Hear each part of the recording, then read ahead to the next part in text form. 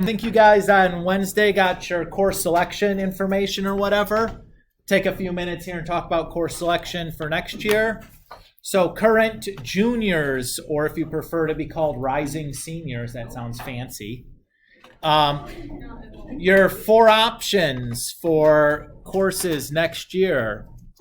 There's the Honors Discrete Math course. This is offered only in even years. The prereq for that is a B or higher in both semesters of Honors Algebra 2.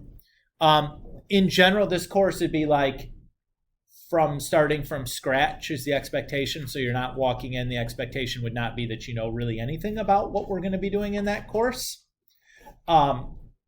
There's a fair amount of proof in it. It is a bit on the theoretical side, but if you're interested in all about mathematics or computer science or like electrical engineering, those sorts of branch or those sorts of fields, this is an excellent background to kind of get in there. Again, in your high school mathematics courses, you're seeing only like one little sliver of what mathematics looks like. In this course, you'll get a big survey of a bunch of different branches that you would ordinarily not get exposed to. Keep in mind also in doing this, if you are interested in that course, have a backup plan because it's been a while since this course had enough students in it to run. Typically, the only person that's taught this course has been me. I'll tell you right now, the design is not to make it a hard course. There's no like AP exam to get ready for. There's no like set finish line we have to get to. It can be rather informal and like go at the speed in which we need to go at, and like kind of meet you where you're at kind of course. So that's what that's like. Math apps and personal finance is probably your most practical course because in that course you're going to learn how to do things that you absolutely have to do as an adult, like your taxes and making a budget and financing a car and things like that, particularly the personal finance side. And then Real Talk, probably the easiest math course of the 4 here. So if you're just looking to like, I need something easy to balance out the other 7 AP classes I'm taking, not a bad option there. AP Calculus is probably the most difficult of the courses that you guys would have access to as a senior. The prereq there is B+ or better in both semesters of this course. This is an AP class. There's an AP exam at the end of the course. That AP exam is a requirement for the course. There's a lot of stuff. It's no joke. It's a difficult course.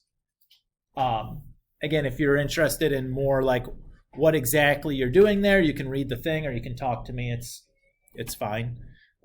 It's basically about the equivalent of like Calc 1.5 of a college calculus course. It's like the first year and a little bit more. And then the last option is the IB Math SL. Again, the prereq there for you guys is a B or better in both semesters of this course. In general, this course is about 50% of it is statistics, and the other half of the course is like a grab bag of a variety of topics, many of which are going to be review of topics we've seen in this course or your Algebra 2 course. In general, I don't think that the material you do in this course is terribly difficult, but it moves fast. There's a lot of stuff you have to get through, and it moves. So it's not, again, it's not a leisurely paced course. And this one is another one where it's an IB course. There's an IB exam at the end. Any questions about these 4 selections, Jillian? Is discrete math just 1 semester or 2? That is a 2-semester course. Okay. Is there calculus covered in it, or would it make sense to take discrete math and There is calculus and discrete math are on separate branches of like the mathematical family tree. So there is like almost no overlap between the 2. Okay. Katie? Are you allowed to take just math apps in the fall, or do you have to do personal? I think you're allowed to do treat them as 1 semester and do like 1 semester or the other. although I should make mention that it is a state of Michigan graduation requirement that you must take a math class your senior year. So even if you have 4 math credits at this point, you do have to take a math class your entire senior year, both semesters. So It's math application. So, anyways, anybody else with questions on this? If something comes up later and you want to talk some more, I'm happy to talk some more about stuff. I know you got a little whiles before you actually fill out your forms. Nat. How do I say this? Do colleges want you to take AP Calc? I mean, I think it's like the most difficult math course you'd have access to as a high schooler. So if you take it and do well, I think that looks good. If you take it and do poorly, I don't know what that says. Maybe it says that you're willing to like push yourself or put yourself out there, but I mean, I don't know who might be a decent person to ask that question to. Be Mr. Whalen. I know he's worked in college admission offices in the past, and I think probably has a good insight as to like, hey, like what would be better for my application? Should I do this and do well, do this and maybe not as well? Like, where's the, like, what's the best way to, round out my resume there? And he's quite personable. If you don't know him, he's super friendly, and I'm sure would be happy to talk to you very practically about what to do there. Okay. Does that feel okay? Yeah. Okay. Yeah. So I don't have a great answer to that because I don't know what it's like inside the admissions room, but he does. Okay. So that would be the person I would have talked to. Okay. Cool. Feel okay here? All right. Let's take a few minutes here and take some questions from the previous homeworks. So I think we did up through 7 is what I had asked you guys to work on. Does anybody have questions here? Enzo? Okay. So I think with the following observation, either one of them will be fine. So here's the issue. So we have a sphere, right? So here's the center of our sphere. That's a radius, correct? But that's a radius also. Or that's a radius, or that's a radius, or that's a radius, or that's a radius, or that's a radius. Anything from the center to the exterior of the sphere is a radius. So if we track back to number 4, the center of our sphere is here at point A. So what's a radius? Well, like, that's a radius, but that doesn't really help us any for the problem. What else could be a radius? Tony? CA. Yeah. CA is a radius. That'd be super useful. What else is a radius? BC is not. BC is the radius of the blue circle, but it's not a radius of the sphere. What's going to be super useful is this is also a radius. So like that's 15. That whole thing is 15. So we're told that up to B is 8. So we know AB then has to be 7, right? Everybody's clear as to why it's 7? And then we can just do the Pythagorean theorem to find BC then, because now we have AC and AB. Luke? What about numbers? Same idea. So here's your center of your sphere. So the place that I think is going to be useful is this is a radius. So that's 22. This is a radius. So that's 22. So that piece then is just like x we can find with the Pythagorean theorem. And then the height of the water is just 22 plus x. So on each of these, the issue is just like finding the radii that you needed to kind of draw in there that weren't part of the picture, right? I'm sorry, can you please say Okay, I heard, can you please explain that again? And kind of trailed off at the end. I missed what it Yeah, I was writing explanation for number 4. Can you please explain 6 again? Okay. So again, all I did was draw in some extra radii, right? So like this is a radius. That's a radius. So that's a right triangle. I can solve that right triangle to get x. Cool. And the height of the water then is just 22 plus x.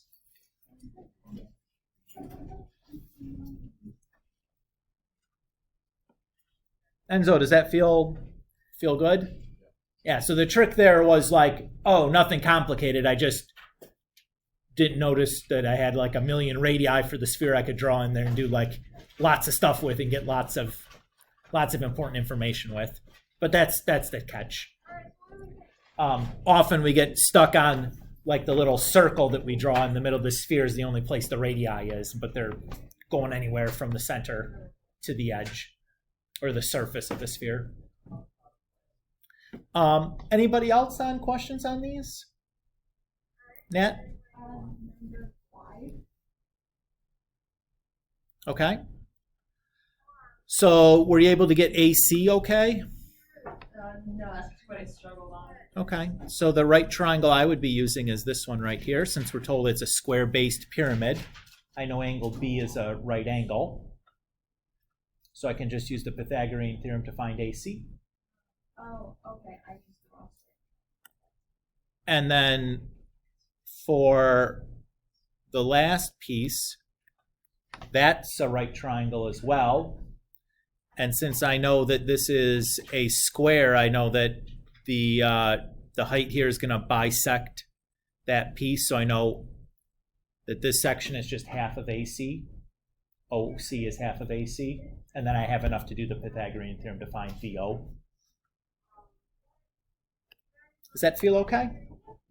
So again, I haven't really finished most of these, but I think I've done enough to where like you can finish them, right? Like the hard part is the setup, not the using the Pythagorean theorem part. You know what I mean? Again, if you need me to do more, I'm happy to do more, but I just kind of like talking through these. I think is probably enough. Joe? Could you do number 8? Well, we haven't got to that part yet because we haven't talked about angles inside of figures yet. So that's why you don't know what to do with it. That's okay. We're going to do that today during the lesson. Enzo? 7b. Okay. So here's my place K. So the triangle that I'm going to use is going to be AJK. J is a right angle because the shape there is the base is a rectangle. Cool.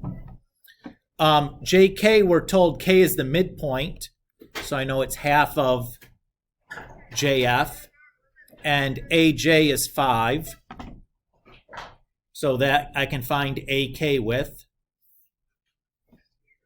And then now that I know that, for part C, I can use that to find AH. Since I know my AK is, that answers from there, and I'm told that HK is 4.5, I can use the Pythagorean theorem to find AH. And then similar for AG, I'm just using my answer for part A in building that triangle out. Does that feel okay, Enzo? So again, frequently students miss that little 4.5 there in the directions. Blake. Okay, so how can you assume that JF and AE are the same value? That JF and AE, because we're told that it's a I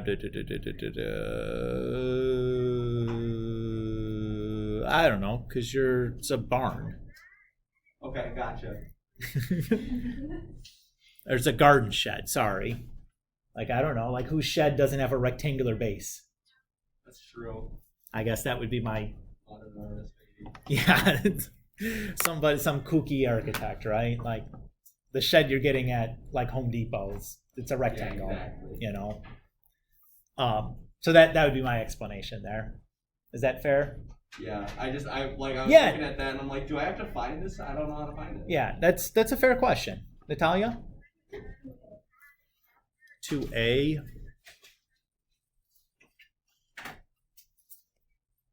So find the length of diagonal BE. So we know in the previous problem, we know what BD is. And we know the height is 2.8. So the Pythagorean theorem with our answer for part A and then the 2.8 is going to get us BE. Is that okay? Sure. Right? How do you know that? Wait, for this triangle, right? The BD is not the hypotenuse, right? Like when you're doing the thing. Correct. How do you know Correct. that? Because I know that angle D is the right angle. Okay, so then 4s. So BE has to be the hypotenuse, Okay. right? So just where the right angle is immediately tells me the hypotenuse. Does that feel okay? Yeah. Okay. All right, you guys feel okay here with the homework questions at least? I think we knocked out most of them. For the most part, again, it was like just like not complicated stuff. It's just like, oh yeah, of course I didn't look at it that way. I think as a lot of the issues it sounded like, right? I think every single one of them, you basically just, they're like Pythagorean theorem or like adding and subtracting segments. So not so bad. We're gonna burn through sections 9.3 and 9.4, and then we'll do the homework quiz at the end because I don't want to. Well, I just want to give you like all the leftover time at the end, like the 30 minutes or whatever's there. And we'll just go to the end with that. Seems like the easier way of doing it than like take a homework quiz, stop, wait for everybody to be done, try to rush through the lecture then, and it just makes more sense to me to do it that way. So section 3 is about angles within three-dimensional solids. So it's kind of the same idea as section 2, but instead of being focused on finding segment lengths, we're going to be focused on finding angle measures. So again, the same process really as what we've done before. We're going to be relying on calculation triangles. The thing that we have to be careful about is if I'm talking about a segment intersecting a plane, really you're talking about the angle is formed between some segment inside the plane and the segment hitting into the plane. Right? Like if you're talking about like a diagonal coming through, the angle between the diagonal and the base of the figure. Does that make sense? You just got to kind of think about it like as a cross section, basically. So for example, like we might ask, oh, what's the angle here between the base of the cone and its slant edge? So again, you're talking about like the angle B here that we've highlighted. Or you might ask about the angle between the height of the pyramid and an edge of the pyramid. So that would be like this angle C or ACB that we've highlighted in pink. Or this one's kind of tough to see. This is a wedge, a triangular prism. So AC is a diagonal on the base. And then AF is a diagonal on like the top of the, like if you think this looks like a doorstop, so like the top face of the doorstop, AF is a diagonal on that. But this angle AFC is the angle between the diagonal on the top of your doorstop and the diagonal at the base of the doorstop. You kind of see that? It would have been easier if I guess if I'd made those different colored lines or something to kind of see, but these are just examples of like angles that you might be asked to find.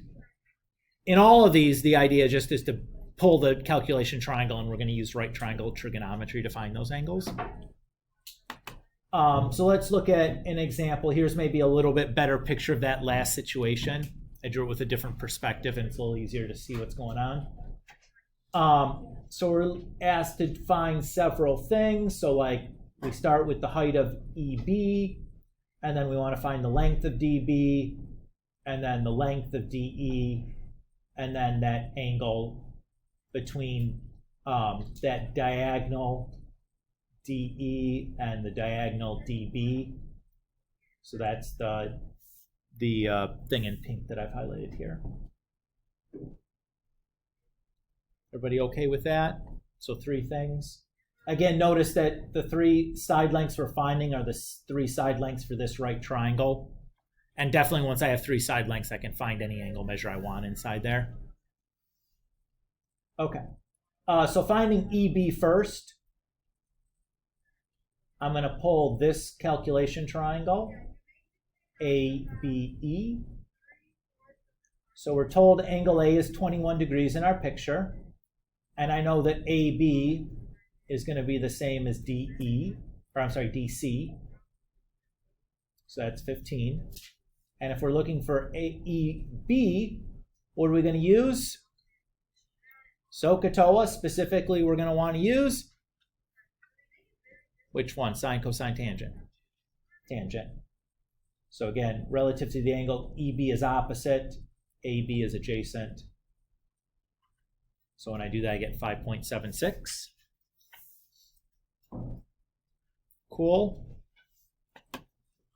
Okay, next up was DB. To do that, I would use like the calculation triangle DBC or ABD, either one is the same. So I know DC is 15.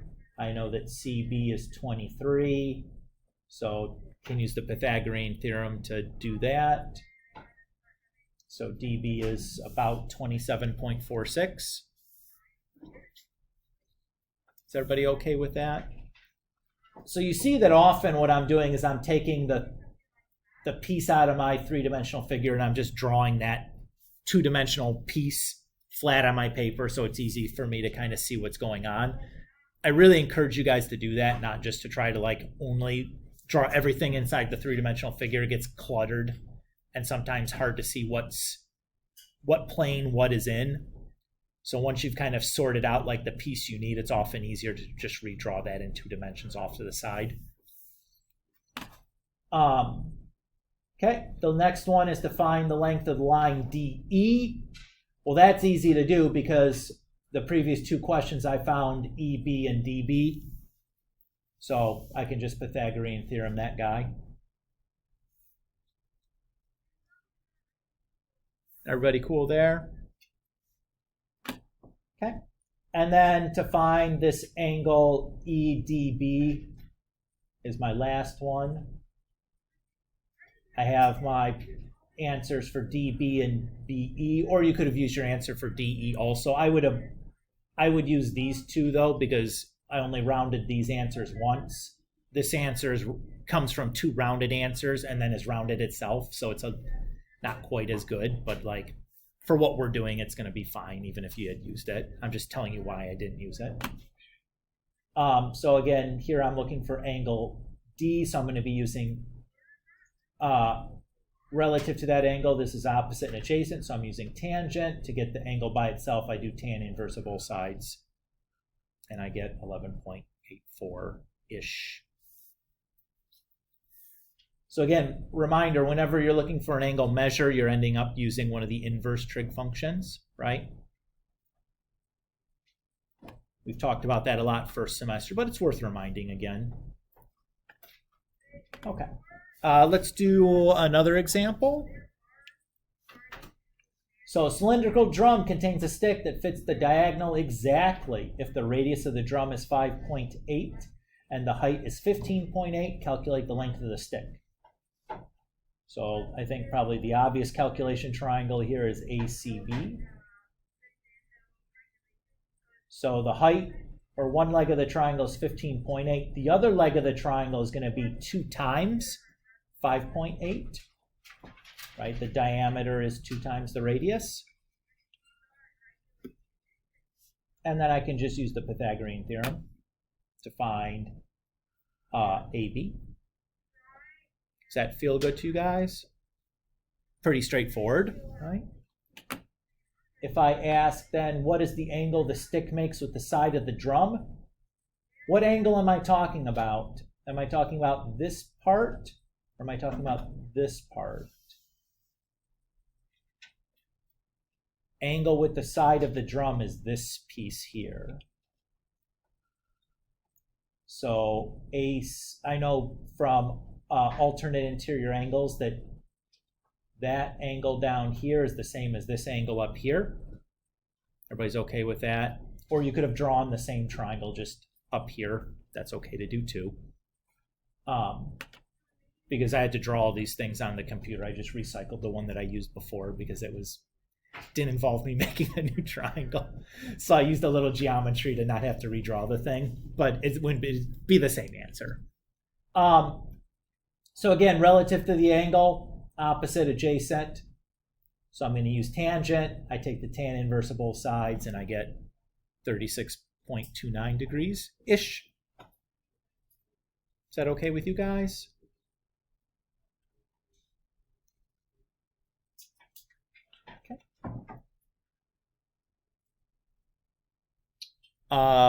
My last example on this PowerPoint, look at the clip art here.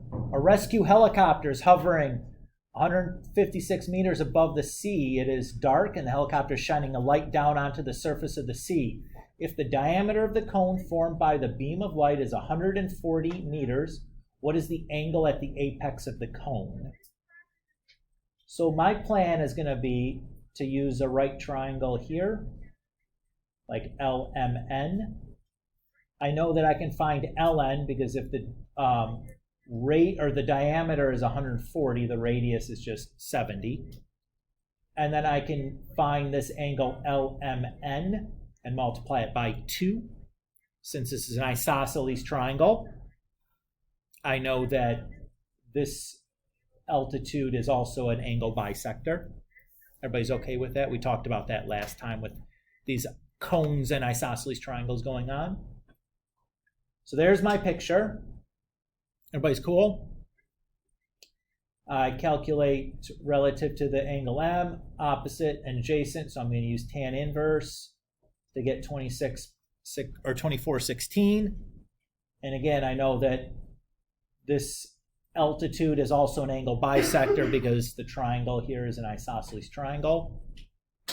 So I can just multiply that by 2. Everybody feel okay? Again, not distinctly different than anything we did yesterday, other than, oh no, occasionally I have to use an inverse trig function or something. Oh no! Not a big deal though, right? No reason this can't be fun. All right. So, oh boy. Thanks, computer.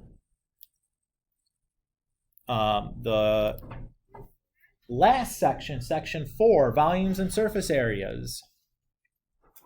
So the worst case scenario in here is just going to be you might have to use some calculation triangles to figure out all the measurements to be able to plug into your formula, right? But we'll start by just kind of regurgitating some volume and surface area formulas. Reminder again, are all these kind of things on the formula sheet on the review? Are these things you need to memorize? Just so as much that you know what the letters mean and how to use the formulas, right? But you don't have to memorize the actual formulas. Everybody's cool? I'm just going to skate past this. All right. So for example, we got a couple of these. 3 tennis balls are packed in a cylindrical container. Tennis players, how do tennis balls come? You get 3 in a container, right? In a cylinder.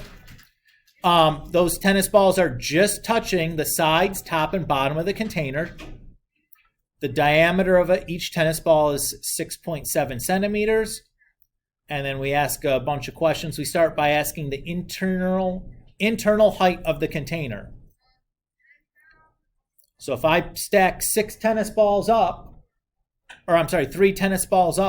into my container, how tall is that container going to be? The diameter of the tennis ball times 3, right?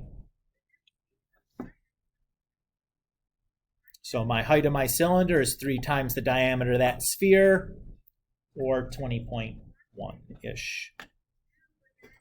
The interior, or the diameter of the container is going to be the same as the diameter for the tennis ball, right? Because we're told that the tennis balls are just touching the tops and bottom and sides of the container, so it fits in exactly. Everybody's cool with that? Okay. Next part, it says calculate the volume of the container. So the volume for a cylinder is the area of the base times the height. So the base is a circle, so pi r squared times h. If the diameter was 6.7, the radius is 3.35, and then my height was 20.1. So I get 708.66. Is everybody okay with that? Notice when I'm doing this, I'm being really careful about putting a subscript on what it is that I'm finding, like volume of sphere, radius of sphere, because a lot of these things overlap, or there might be two different radii in the same problem, or 2 different bases or heights or whatever. So it's helpful to kind of put a subscript on it. You know what I mean? Maybe you don't. Anyways, I try to do that. And then the last part of this question, it says the curved surface of the cylinder is made of plastic and the top and bottoms are made of metal. Calculate the area of plastic used. So that's just going to be the curved surface of the cylinder is the part that's plastic if the top and bottom are metal. Everybody's cool? So the area formula for that was 2 pi r h. So again, the radius for my cylinder was 3.35 and the height was 20.1. I just grind it through. Everybody's cool? Just kind of using formulas, The next question asked for the area of metal used. So I have a circle on top and a circle on bottom. So I have 2 times of a circle. So I have 2 pi r squared.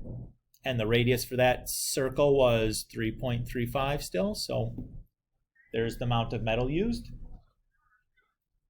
Is that cool?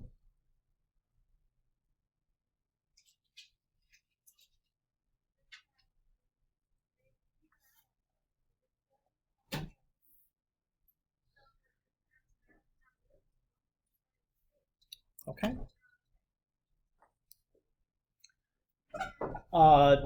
Here's our next example. It says the base of a prism is a regular hexagon with sides of 3.5 centimeters, and the length of the prism is 19 centimeters. We're asked to calculate the volume of the prism, and then essentially the surface area then afterwards, right? It says the prism is going to be made out of flexible plastic and sold as a pencil case. Weird shaped pencil case if you ask me, but whatever. And we're asked the area of material needed for each case, essentially the surface area, right? Okay. Let's start with the volume. So here's my picture of my prism, or of my prism, yeah.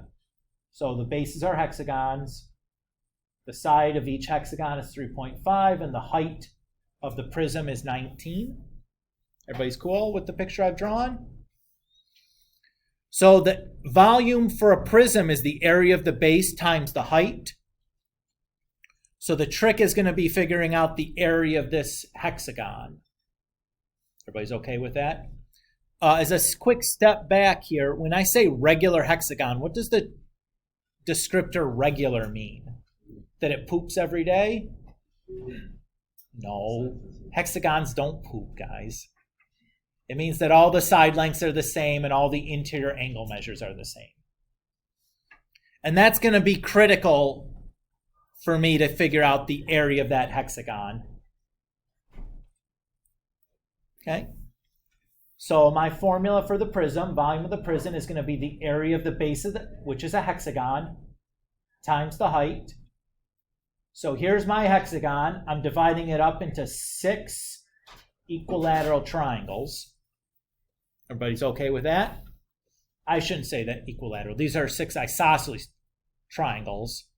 In this case, they're also equilateral, but you don't know that yet. But there always would be, even if this is a regular pentagon or regular heptagon or octagon or whatever, you can divide it up into like that same number of isosceles triangles. What I'm going to do is I'm going to start by figuring out like this apex angle measure. So this angle like right here. Okay. To do that, if I add up all 6 of these angle measures, it has to equal 360 because it's a circle. So one of these angle measures is just going to be 1/6 of 360.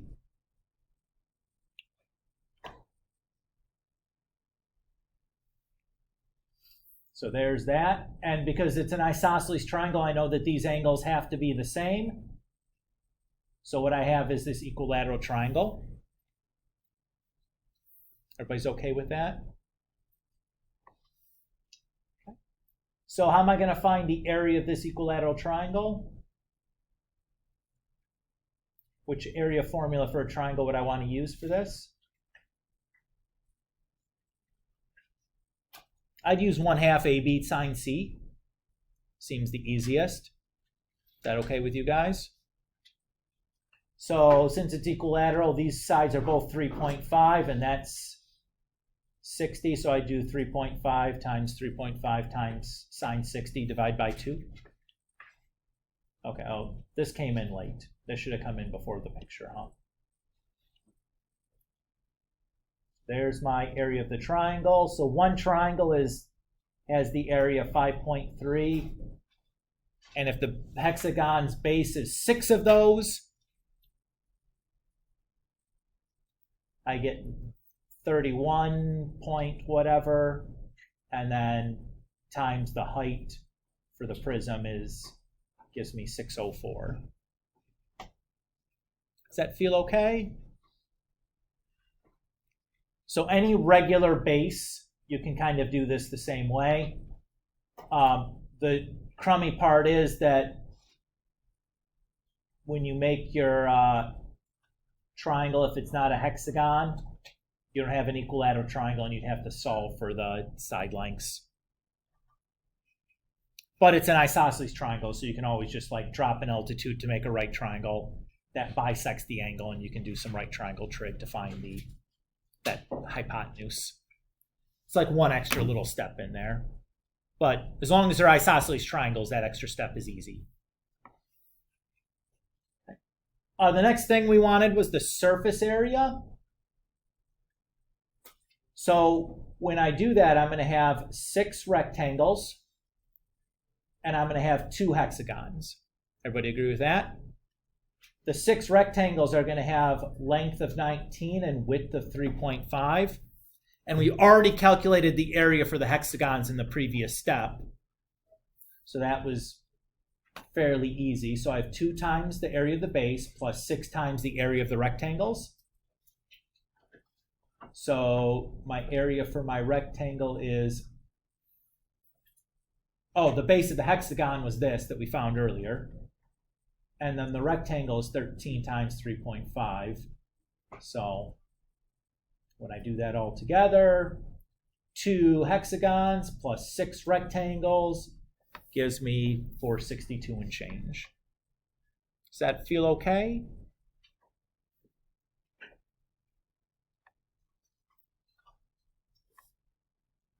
I think I got one more example and we're done for today. Sound good to you guys?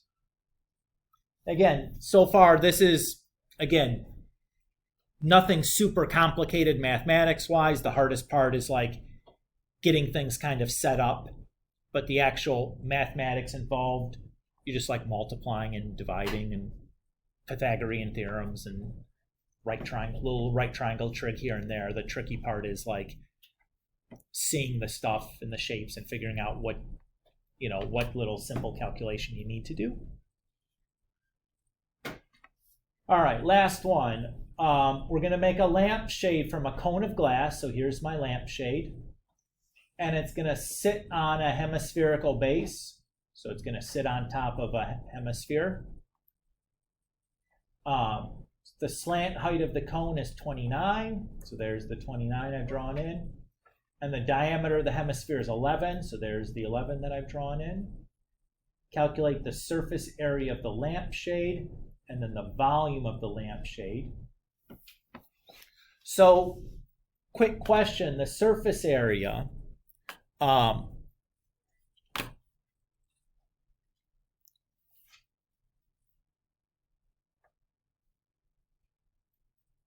is going to be the surface area for the cone plus the surface area for the hemisphere.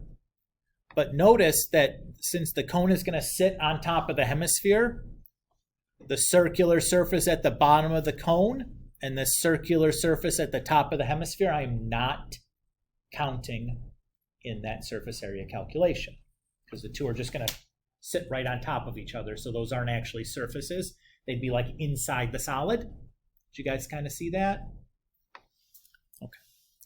So the curved surface of a cone was pi RL, and the surface area for a sphere was 4 pi r squared.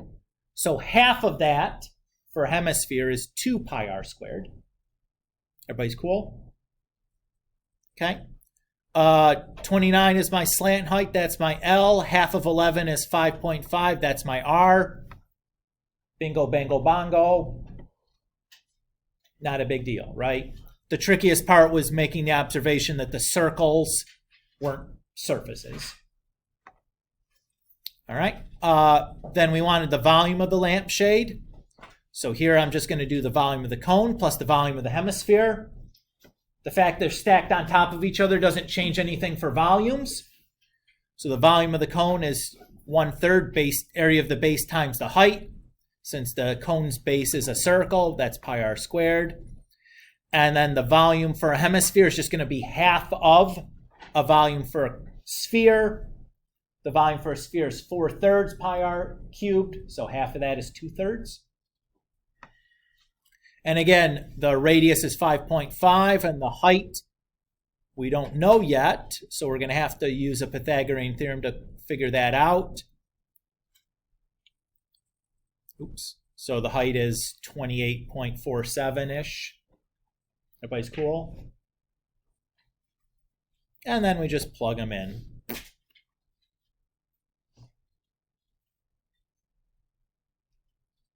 You guys feel okay on these sections? All right. So at this point now we could finish the problem set.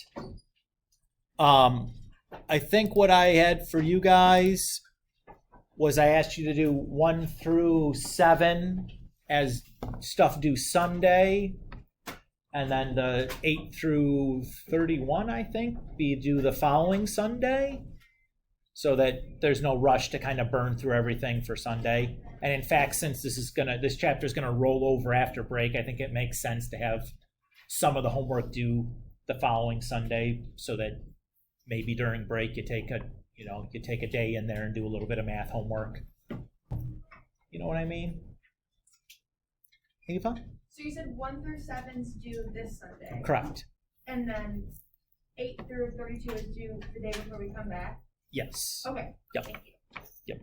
I think that's what I have in my Notre Dame. Is that sound? Does anybody looked recently? Let me double check here real quick.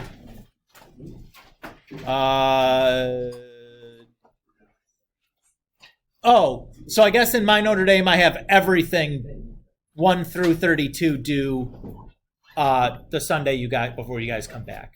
So let's just stick with that then. Okay. that's just as good, right? As long as it's not moving everything up to Sunday. Yeah. This Sunday. Okay? All right. So we'll pause here. You guys get ready.